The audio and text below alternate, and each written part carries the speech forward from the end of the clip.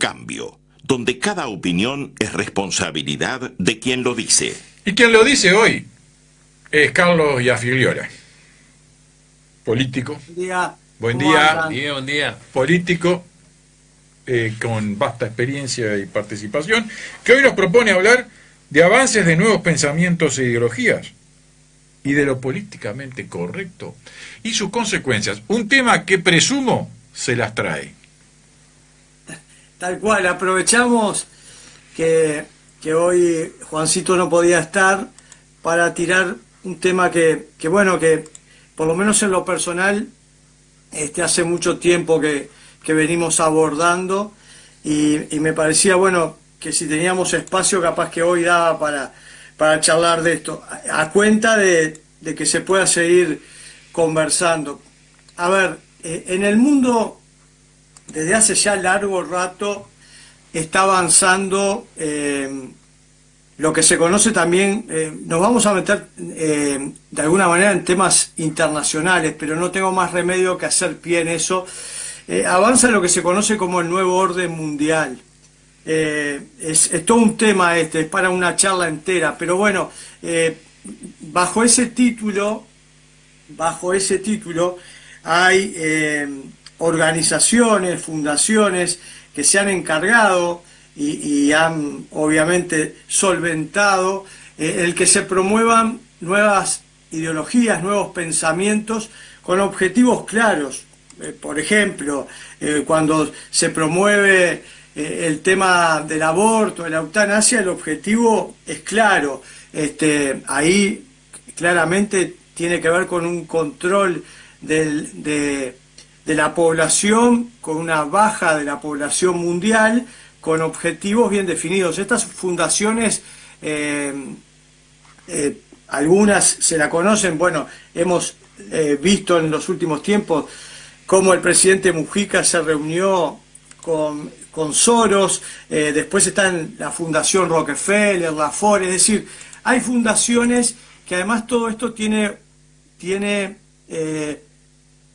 todo un correlato paralelo con lo político, porque en Estados Unidos, que es el primer lugar donde estas cosas se empiezan a impulsar, en determinado momento se desclasificaron documentos.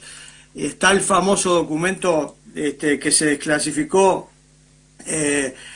Kissinger, que habla de que una forma de controlar a los países en desarrollo de distintos continentes, entre otras cosas, era mediante el control de la población. Es decir, hay objetivos claros que tienen que ver con lo económico, que tienen que ver con el control de distintas áreas. Uno de ellos es el tema poblacional, y empiezan a alargarse visiones ideológicas que enfrentan al orden natural, enfrentan a la ley natural. Entonces ahí aparecen,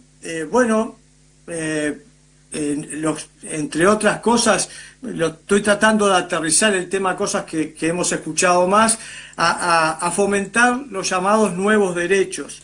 Y dentro de esos nuevos derechos, todos conocemos los derechos humanos básicos, ¿no? El derecho a la vida, el derecho a la alimentación, a la vivienda, etcétera, etcétera. Pero empiezan a impulsar, y repito, con la misma matriz. Por eso es que atrás hay obviamente organizaciones empujando y solventando económicamente, empiezan a empujar proyectos que van contra el orden natural y le llaman nuevos derechos, y que enfrentan en buena medida esos nuevos derechos a derechos fundamentales. Por ejemplo, empujan el tema del aborto, acá y en otras partes del mundo, en la región, en América, pero en otras partes del mundo. Empezaron primero por otros lugares. Es este derecho, que lo llaman nuevo derecho, porque ya entienden que es un derecho, que está dentro de los llamados nuevos derechos, enfrenta claramente el primer derecho humano, que es el derecho a la vida.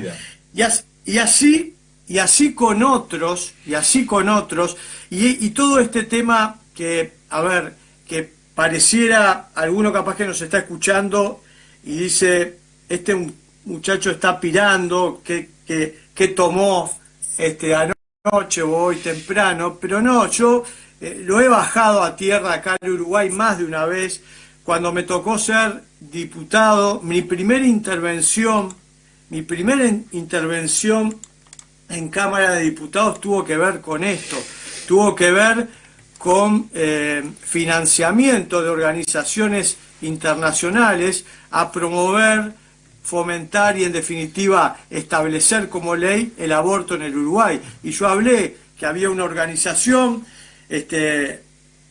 multinacional, la Planet Parenthood, la IPPF, que bueno, que quedó demostrado que era una organización que promovía el aborto, y una de las formas de promover es elegir, y voy pasando lentamente a lo que es el desarrollo político, teniendo referentes políticos en los distintos países que son, y también organizaciones sociales que son las que promueven estas leyes. Y yo denuncié en el Parlamento uruguayo, y pueden ir a actas si lo pueden ver, fue en agosto del 2015, denuncié que en Uruguay solamente en el año 2014 habían entrado más de $500.000 destinados a 3 organizaciones sociales para promover el aborto en el Uruguay. Y di los nombres y salió en la prensa. Bueno, estas cuestiones que a veces parecen muy voladas, seguramente si estuviera Juan me diría, la gente quiere escuchar cosas más concretas. Es cierto, pero uno no puede desconocer que estas cosas pasan por algo, y que no es porque a un legislador crack se le ocurrió un día promover el aborto, o otro día la eutanasia, o otro día una ley de marihuana, o de promover las leyes que tienen que ver con la diversidad sexual. Todo esto tiene un apoyo, un sustento internacional que es ideológico, que enfrenta la ley natural. Claramente en el tema de promover la diversidad sexual se está enfrentando a la ley natural, se está enfrentando a la biología que todos conocemos y sabemos. A eso se le llama ley natural, que sabemos que nacemos hombre y mujer. Bueno, lo que se ha intentado con una visión ideológica, con la ideología de género, es decir, que no nacemos varón y mujer, sino que el tema de la sexualidad es un tema de construcción social y cultural. Y entonces hoy en el mundo se reconocen, y en organizaciones internacionales, ONU, OEA, yo participé en la OEA y puedo dar fe de que esto es así, se reconocen más de 100, no sé exactamente en qué número estamos, creo que el último número eran 126 o 127 opciones de género, opciones sexuales. Es decir, la locura máxima. Uno dirá del otro lado, este tipo está loco. No. Todas las opciones que se te puedan ocurrir, todas, está en esta visión ideológica sobre el tema de la sexualidad humana. Entonces, ¿qué es lo que empieza a pasar cuando avanzan estas agendas? Hay personeros políticos. Yo acá denuncié en el Uruguay quién iba al exterior a recibir dinero. Vino gente del exterior, pro vida, a denunciar quiénes eran los políticos. Sobre todo había una política de la izquierda que recibía dineros del exterior para promover todas estas cuestiones, además de esos personeros y de las organizaciones sociales que también han recibido dinero en nuestro país y en otros lugares para empujar estas cosas, y estamos hablando de mucho dinero. Empiezan a haber operadores políticos locales que algunos, los menos, por una cuestión de convicción personal, siguen estas líneas y las empujan, pero empiezan a haber actores políticos, y son los más, que actúan bajo ese término que conocemos en los últimos tiempos, que se lo conoce como corrección política o lo políticamente correcto. ¿Y qué hacen? Y bueno, para no ir supuestamente en contra de una corriente de pensamiento que se está dando en algunas otras partes del mundo y que está llegando acá, y para no quedar en una situación que quizás pueda ser mal vista por algunos sectores, terminan siendo serviles a todas estas causas. Y en Uruguay hay ejemplos de sobra de que esa agenda que muchas veces ha sido promovida por la izquierda, tiene socios que no necesariamente son de izquierda, que en muchos casos son de derecha, pero que tienen esa visión de lo políticamente correcto, y porque quieren hacer buenos puntos con unos y con otros, terminan ayudando y fortaleciendo a este tipo de leyes. Entonces en un Uruguay, bocadillo de Marcelo, por favor. ¿Cómo? Un bocadillo de Marcelo. Sí, perdón. Quería, justamente, escuchándote atentamente el relato y el análisis, te quería consultar por lo sucedido días atrás en Torre Ejecutiva también, ¿no? Con esta performance artística de una drag queen que causó mucha polémica. Tal cual. Bien, Marcelo, está dentro de esto, está dentro de esta visión, en este caso, sobre el tema de la sexualidad humana y de promover estas visiones.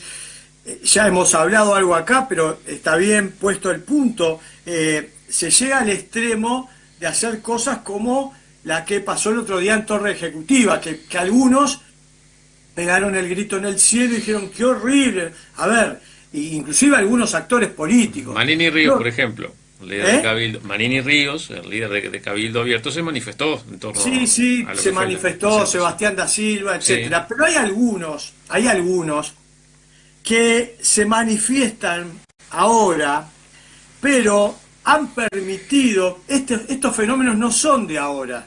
Este fenómeno de promover una visión ideológica sobre la sexualidad humana, por hablar en particular de este tema, no es un fenómeno de ahora. Tiene muchos años en el Uruguay, ni que hablar en la región, pero en el Uruguay tiene muchos años, y vienen lentamente avanzando con una visión ideológica sobre este tema, sobre este terreno. Y bueno, y hemos visto como primero se aprobó una ley de unión concubinaria, después matrimonio igualitario, después la posibilidad de que personas del mismo sexo puedan adoptar, etcétera, ley trans. Es decir, hace rato que estas visiones andan en la vuelta. Algunos ahora se escandalizan porque tomaron un espacio de presidencia de la República, pero hace rato que hay organizaciones públicas que se están embanderando todo el mes de septiembre, no solamente un día, como era lo clásico, el día del orgullo gay o el día de la diversidad sexual. No, están tomando el mes entero, se embanderan y embanderan a instituciones públicas, que no debiera ser así. O sea, claramente una institución pública no puede embanderarse con un pensamiento ideológico. Y bueno, y están pasando cosas como las que hemos visto y las hemos denunciado.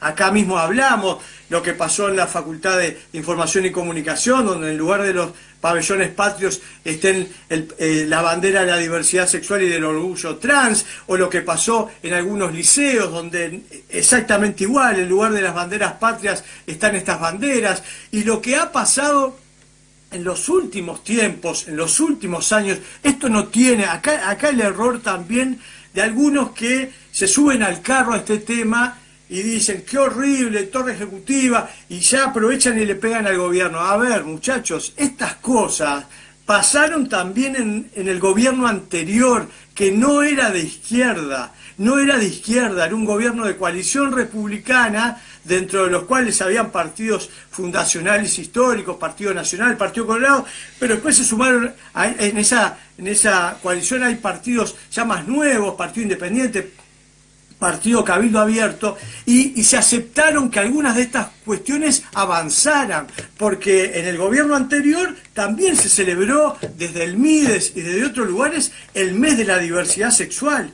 Y digo, a ver, lo que desde hace rato viene pasando es, repito, por corrección política, hay personajes, referentes políticos y a veces hasta partidos que se embanderan con estas cuestiones que, repito, enfrentan al orden natural, le llaman nuevos derechos.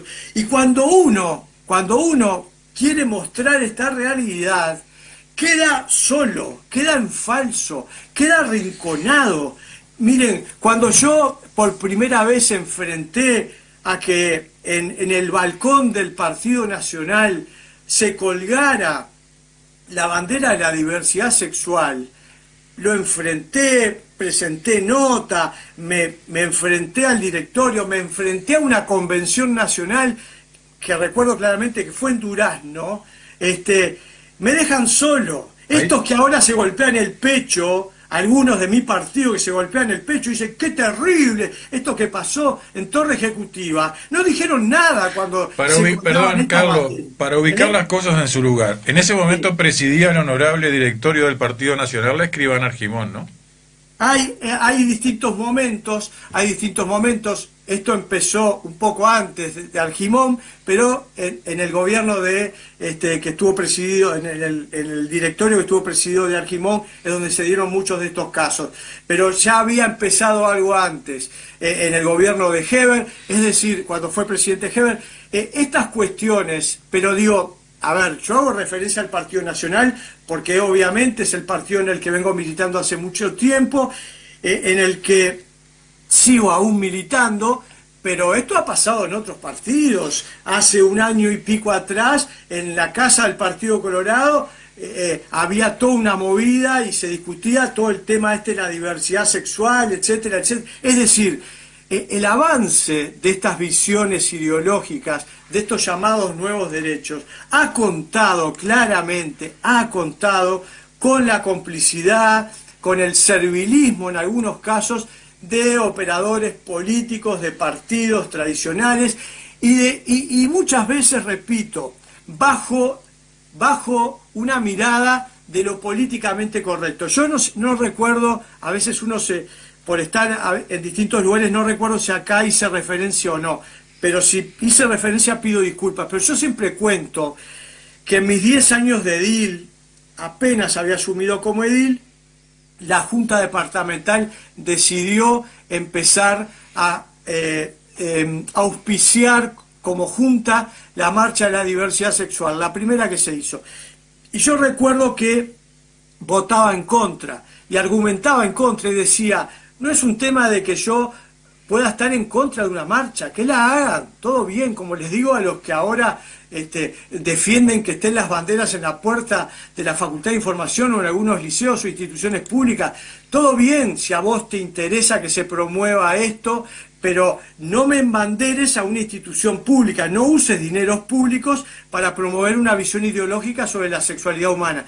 Y en aquel momento, cuando yo votaba en contra de que la Junta Departamental auspiciara, pusiera plata para promover esta marcha de la diversidad sexual, quedaba solo. Cuando terminaba la sesión se acercaban compañeros de mi Partido Nacional y me decían, mirá Carlito, yo pienso igual que vos, ¿y por qué no votaste en contra? No, porque viste, la barra estaba llena de activistas, del colectivo LGTB, trans, etcétera, viste cómo son estos locos, te insultan, te escupen, es cierto, pero de esa manera actuaban, y hoy, han pasado años de eso fue en el 2005, yo puedo contar una cantidad de situaciones donde muchos políticos actuaron bajo la presión de estos colectivos y tomaron la actitud políticamente correcta, aunque en el fondo quizás estén en contra de eso. Entonces, claro, cuando aparecen situaciones como ahora,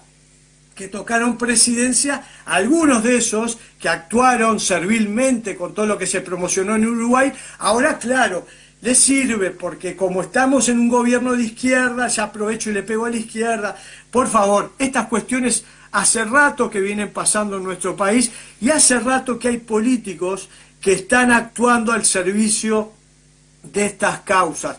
Entonces, digo, perdonen si fui extenso, pero... No, le quiero hacer una pregunta, Carlos. Sí. Parecería que desde Europa desde la vieja Europa, desde el viejo continente, viene un aire de cambio respecto de estos temas.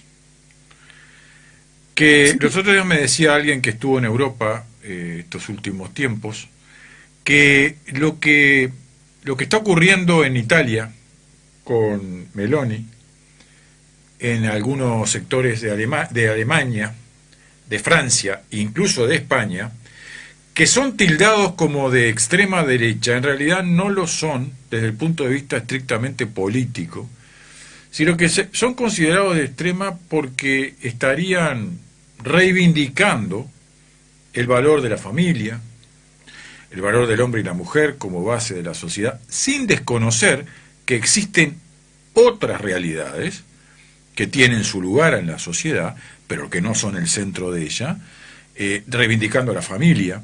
¿Usted percibe algo de eso? Digo, hay,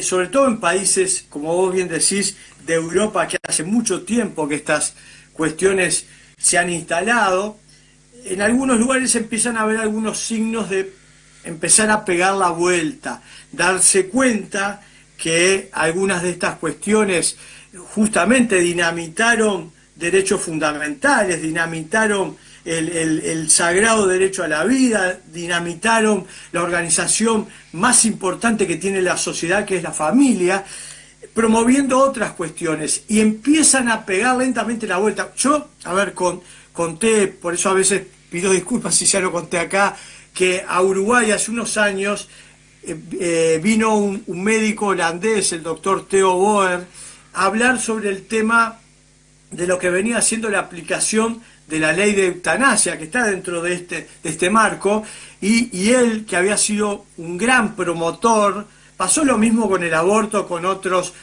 personajes, pero ahora me centro en este. El doctor Theo Boer fue de los médicos promotores de que se aprobara una ley de eutanasia en Holanda, y hoy viene a decir, por favor, Uruguay, porque le llegan los datos de que Uruguay está en proceso de aprobar, no aprueben una ley de esta característica, porque yo todo lo que vengo viendo de la aplicación de esta ley es negativo, ya no es una historia que tiene que ver con algún paciente terminal que pueda estar queriendo la eutanasia. Hoy van a pedir eutanasia, en definitiva que se los mate personas jóvenes, personas que entran caminando a las clínicas.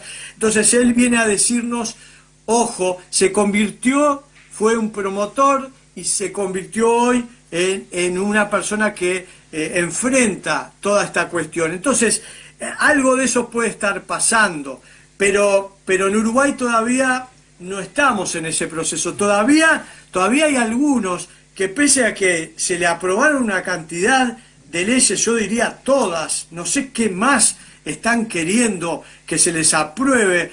Los integrantes del colectivo LGTB, todas las leyes se les han aprobado, siguen bancando que se sostenga un mes de actividad en un país, un mes entero bajo esa bandera de la diversidad sexual. Un mes entero dedicado a este tema, a este tema que a esta altura claramente es un tema de promover esta visión ideológica, porque no están reivindicando ningún nuevo derecho ni que se apruebe una nueva ley. No, en este tiempo, a no ser que yo esté viviendo en una burbuja, no están promoviendo que se apruebe ninguna ley, como puede haber pasado hace muchos años atrás. La última fue la ley trans en el 2019, pero de ahí hasta acá no hay ninguna ley que esté queriéndose empujar. Simplemente es un tema de promover esta visión, de promover la diversidad.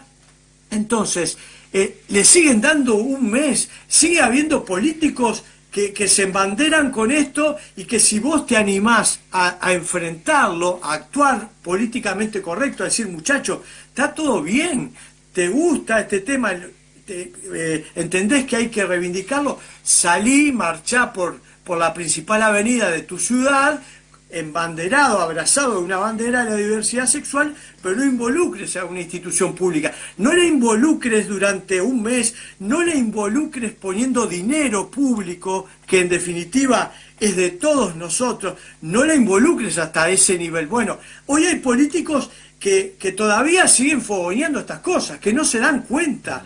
Porque si no hubiera pasado en qué, miren, si no hubiera pasado esto de torre ejecutiva, hay muchos referentes políticos que no hubieran abierto la boca, aunque estaba la bandera en la facultad y en los liceos y tantas otras barbaridades, no hubieran abierto la boca, porque no abrieron la boca durante todos estos años y se bancaron cualquier cosa a nivel general y a nivel partidario, lo digo, porque compañeros, repito, míos del partido que hoy se golpean el pecho y parece que, no sé, estuvieran haciendo una especie de contrarrevolución contra esto, durante mucho tiempo no hicieron nada cuando el partido se embanderaba, cuando se promovían estas cosas, cuando uno levantaba la voz, no recibía apoyos. Yo también lo he contado, cuando yo llevé adelante la campaña contra la ley trans,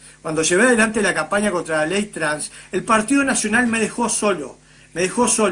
Y cuando terminamos de juntar cerca de 70.000 firmas, 69.360 firmas, al otro día los colectivos trans me hicieron una denuncia penal. Nunca había pisado un juzgado en mi vida, tuve que pisar un juzgado penal que podía haber quedado detenido. ¿Por qué lo denunciaron, Carlos? Por haber llevado adelante una campaña contra la ley trans y haber juntado firmas. Decían, el argumento es que yo estaba promoviendo el odio y quedó demostrado, yo le dije a la fiscal, que es una fiscal actuante, la fiscal Lovesio, que fue la que me interrogó, le dije, mire señora fiscal, yo he recorrido el país más de una vez hablando de este tema. Yo la invito a que escuche las más de 300 audiciones de prensa y notas que me han hecho, si yo en algún momento fomento el odio y hablo en contra de las personas trans. Yo hablo en contra de una ley. Con la ley en mano digo por qué esta ley no es buena para el Uruguay. Y doy argumentos, pero nunca me metí con las personas trans ni con nadie, porque respeto la dignidad humana de todas las personas.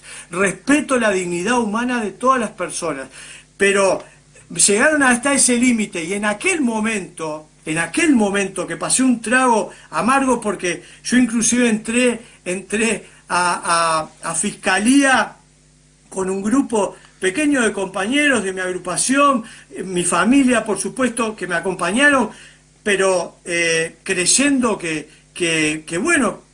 me citaban para que hablara sobre este tema, estaba en calidad de indagado. La propia fiscal me dijo, ¿usted no viene acompañado por un abogado? Dije, no, no sabía. Dice, sí, usted tendría que tener un abogado porque está en calidad de indagado, usted puede quedar detenido.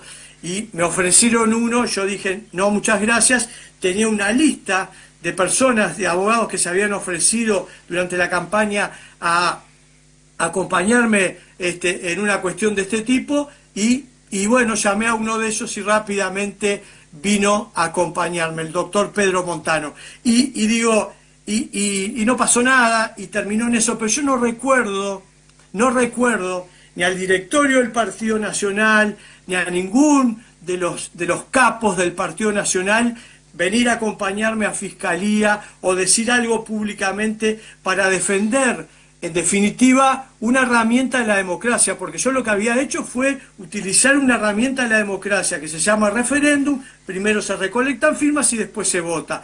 No hubo nadie. La única llamada que recibí en la misma mañana, cuando me tenía que presentar en Fiscalía, fue la del ex senador y ministro Jorge Larrañaga, solidarizándose conmigo y diciéndome que esto era un disparate. Pero ni el directorio se expresó, ni hubieron de estos capos que se golpean hoy el pecho saliendo a solidarizarse conmigo, a acompañarme, porque esto era una barbaridad. No hubo nadie. Entonces, si conoceremos de este tema, ¿Por qué crees que se da? ¿Por corrección política? ¿Por no ir en contra justamente de toda esta oleada de...? Yo creo que en gran parte es por eso al título del tema de hoy le puse al final esto de la corrección política y sus consecuencias. Yo creo que en gran parte sí, hay algunos que puede ser por alguna cuestión de convicción en algún tema puntual, pero me parece que es más por corrección política que por otra cuestión. La ola viene para este lado, entonces es preferible que colguemos en el balcón la bandera de la diversidad sexual. Y bueno, porque hacemos guiñada para este lado. Pero lo que está pasando con mi partido y con otros partidos fundacionales que han tenido valores fundacionales históricos, que han estado alineados a la ley natural, al derecho natural, a esta visión que nosotros humildemente tenemos, es que lentamente se han ido vaciando de estos valores fundacionales y se han ido metiendo todas estas visiones ideológicas en distintas áreas, sobre todo sociales, se han ido metiendo. Entonces hoy los partidos son un gran cambalache, hay de todo. ¿Cambalache? ¿Cambalache? Y sí, tenemos, es un gran supermercado y tenemos todas las góndolas. ¿Qué querés? ¿Querés esto? Tenemos. ¿Qué querés? Esto tenemos. Ahora, nos olvidamos de la historia, nos olvidamos de los valores fundacionales. Miren, yo me estoy replanteando, vos Ernesto, que sos de seguirme en las redes sociales. Sí, lo sigo con atención y está entrando en el tema que yo no le iba a preguntar, pero si usted lo larga, bienvenido. Pero preguntalo. No, porque percibo que usted está dudando su permanencia en el Partido Nacional. Sí, tal cual, estaba... No lo iba a preguntar, pero como usted lo vaticina, yo se lo largo. Pero no, yo no tengo nada que ocultar, nunca tuve nada que ocultar. Hice siempre vida pública desde hace ya más de 40 años, siempre desde el mismo lugar, desde mis valores cristianos, y con esa mirada he abordado los distintos temas y mi actuar político. Y el Partido Nacional y el sistema político, el que sigue las cosas, conoce la historia de Carlos Iafigliola y sabe lo que he pensado y lo que he dicho siempre. Y bueno, yo lentamente estoy viendo eso en el Partido Nacional, un partido que en los años 80 me enamoró por su historia, repito, por lo que decía recién, por sus valores, los valores fundacionales, etcétera. Lentamente ha dejado de cautivarme y ya en el último tiempo siento que no me está representando. La gotita que desborda el vaso, porque acá son temas de fondo básicamente los que hacen que no me sienta representado, pero que tienen un correlato con lo orgánico, con lo formal.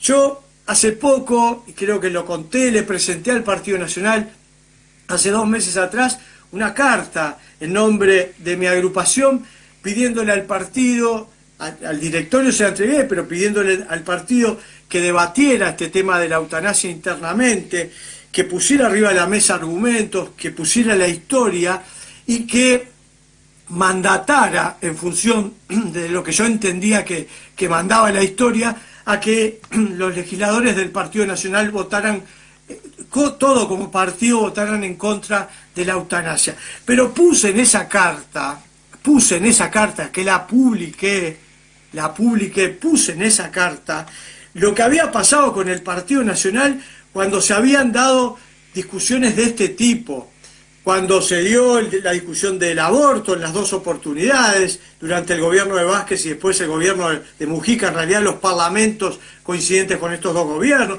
lo que había pasado con la marihuana, con la ley trans. Había relatado que en todas las ocasiones yo había pedido exactamente lo mismo y el partido en todas estas ocasiones jamás me llevó el apunte, jamás discutió el tema internamente, jamás tomó una posición como partido y terminó haciendo lo de siempre, ¿no? Dar libertad. Y yo le llamo a esta altura la gran Pilato, es decir, se lava las manos en temas que para mí son centrales, se lava las manos porque puede intuir que hay 2 visiones, las góndolas que recién decía el supermercado, intuir que hay 2 visiones, que hay votantes con las 2 visiones, se lava las manos da libertad, y en todas estas cuestiones hubieron votos del Partido Nacional a favor de estas leyes. En todas estas cuestiones. Aborto, primera vez que se vota, aquel proyecto de salud sexual y reproductiva que terminó vetando Tabaré Vázquez. El doctor Vázquez. El doctor Vázquez veta. Estuvo un voto del Partido Nacional. El senador Julio Lara votó a favor del aborto. En la última legislatura, en el 2012, donde se aprueba la ley de aborto, durante el gobierno de Mujica, se aprueba la ley de aborto, un senador del Partido Nacional vota el aborto, que fue Jorge Saravia, que había sido blanco, se había ido al frente y había vuelto al Partido Nacional. Estando en el Partido Nacional, votó a favor del aborto. Y ahí lo relaté, decir lo mismo sobre las otras leyes. Siempre hubo votos del Partido Nacional, porque la actitud del partido fue siempre la misma frente a estos temas. Pero no era mayoritaria, Carlos. Había algún votante blanco. No, de acuerdo. Era el partido más compacto respecto de esas posiciones, en la posición contraria, ¿no? Ernesto, y por eso milité hasta ahora. Porque siempre defendí que era el partido que mejor representaba mis ideales, mis valores cristianos, la vida y la familia. Pero que no lo representaba 100%, mis valores y mis ideales y mis principios. No debe haber un partido político que represente 100% nuestros valores o principios. Este es un tema para adelante. Yo hoy me estoy replanteando, porque me cansé de atajar penales, me cansé de cubrir al Partido Nacional cada vez que surgen estos temas y aparece esta famosa libertad y aparecen votantes del Partido Nacional que votan a favor de estas leyes, como ahora la eutanasia. Y después, ¿saben también de qué me canso? De los políticos que se definen, y de mi partido estoy hablando, que se definen pro vida, que se mandan tremendos discursos en el Parlamento, pero que después no me ayudan en la interna del partido. No me ayudan, porque yo vi discursos de primera línea en contra ahora de la eutanasia, como antes del aborto, pero no me ayudan, no se sumaron a las campañas. Ahora, en este caso puntual, podía haber legisladores que se hubieran sumado, porque a todos les llegó mi carta, que se hubieran sumado a esta historia de dar esos discursos contundentes adentro de la interna del partido y convocar una convención, y adentro de la interna del partido llevarlos a lo que yo quería, a que el partido, como partido, tomara una posición. No lo hicieron. Entonces hoy me estoy replanteando el seguir o no dentro de un partido que siento que cada vez me representa menos en temas, repito, que para mí son centrales, y me estoy replanteando el alejarme con dos caminos claros. Uno, de irme a mi casa y nadie tendría nada para reclamarme, ni desde el Partido Nacional, ni desde los movimientos que defienden las causas que yo he defendido durante tantos años, porque he dejado todo. Volver a mi familia y a mis afectos sería una cuestión casi que natural y lógica, o la opción de generar un partido nuevo con una identidad 100% social cristiana, 100% pro vida, 100% pro familia. Yo todavía no tengo una decisión tomada en lo personal, mucho menos la agrupación, pero estamos dando internamente este debate. Estamos dando internamente, el 11 de octubre vamos a hacer un encuentro nacional en Colonia, estamos dando internamente este debate, porque, repito, nos estamos cansando, y ya la eutanasia sería la gota que desborda el vaso, de esto, de estar atajando penales, de que nos estén llenando a goles, de que haya gente que piense igual que vos y que te diga, pero ¿cómo seguís ahí cuando ni siquiera te defienden los temas que para vos son centrales y vos te seguís matando en las campañas por el partido? Bueno, nos estamos cansando, nos cansamos, yo me cansé, quizás sea el más cansado, porque todas estas cosas que relaté las viví, las sufrí, obviamente las sufrió mi familia y algunos amigos y compañeros, pero yo las sufrí en carne propia. Me estoy cansando, me cansé, y creo que llegó el momento de tomar decisiones. Así que veremos. Pero Carlos, yo le voy a dar un dato que usted lo debe manejar. En una sociedad donde el 38% se autodefine cristiano y solo el 10% se autodefine integrante de una comunidad religiosa, es bastante difícil sostener principios y valores sin ser un sapo de otro pozo a esta altura de la vida, ¿no?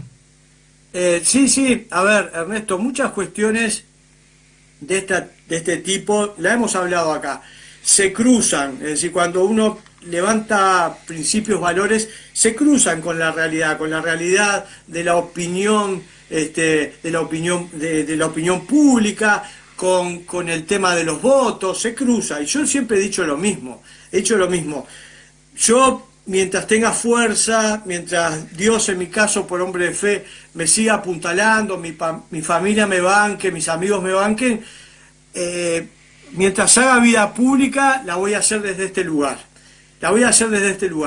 Sin mirar de costado si esto suma o resta votos, si esto es políticamente correcto o incorrecto. El día que yo haga vida pública desde alguna de estas miradas laterales, es el día que mejor, Carlitos, andate para tu casa. Siempre la hice desde este lugar, no mirando mayorías o minorías circunstanciales. Pero también te digo otra cosa, Ernesto, Marcelo, les digo otra cosa. Yo recorro el país, lo sigo haciendo ahora, desde el llano, no tengo ningún cargo y sigo... Estuvo en Salto los otros días, recorriendo la prensa y dio una conferencia con el doctor Zuparo. Estuve el viernes por Salto, pero ya he estado en otros departamentos en este año, hablando sobre la cultura de la vida versus la cultura de la muerte. Hablamos algunas de estas cosas. Y yo lo que veo es... Lo veo también en los medios que me cubren, lo veo en la gente. Cuando más al interior me meto, más están presentes los valores que yo defiendo.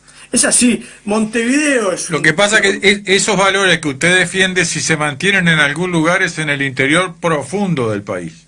Sí, yo... Por eso digo... No en el interior profundo, porque en las capitales departamentales es donde tampoco se ve tanto, ¿no? Bueno, capaz que se ve, obviamente, un poco menos del interior profundo, pero se ve más que lo que vivo todos los días en Montevideo. Porque he militado toda la vida, porque nací en Montevideo y nunca... Lo que pasa es que ahí está al lado de Dios.